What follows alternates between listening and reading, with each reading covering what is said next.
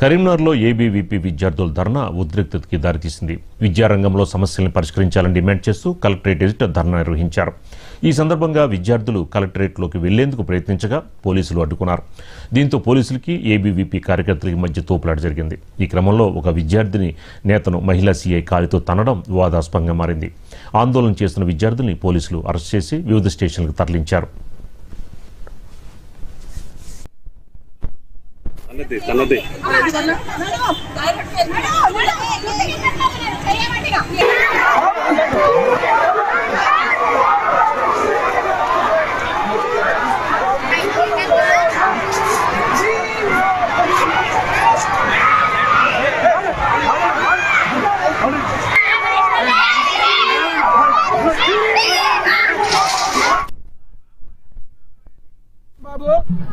ABVP రాష్ట్ర కార్యదర్శి.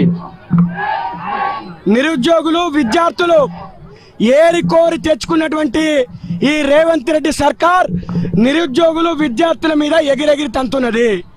గత ప్రభుత్వము విద్యార్థులను నిరుద్యోగులను నయవంచన చేసింది, మోసం చేసిందని చెప్పేసి ఎన్నికల ప్రచారంలో ఈ యొక్క విద్యార్థులను నిరుద్యోగులను రెచ్చగొట్టి ప్రజాప్రభుత్వం స్థాపించమని చెప్పేసి ఈ అధికారంలోకి వచ్చిన తర్వాత మేము విద్యార్థులకు న్యాయం చేస్తాం, విద్యారంగాన్ని పూర్తిగా ప్రక్షాళన చేస్తాం, అధిక నిధులు కేటాయిస్తాం, ఒకే సంవత్సరం 2 లక్షల ఉద్యోగాలు భర్తీ చేస్తామన్నటువంటి రేవంత్ రెడ్డి నీ ప్రజాప్రభుత్వం వచ్చింది.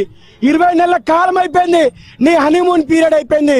కానీ నువ్వు విద్యాశాఖ మంత్రిగా ఉన్నప్పటికీ కూడా ఈ విద్యాశాఖకు నిధులు కేటాయించడం లేదు, విద్యాశాఖ గురించి పట్టించుకునే లేదు. మొన్నటికి మొన్న నువ్వు అసెంబ్లీ సమావేశాలు ఒకప్పుడు 4 రోజులు 20 రోజులు జరిగే అసెంబ్లీ సమావేశాలు 3 అంటే 3 రోజులు పెట్టి ఏం చర్చించినావు? కాళేశ్వరం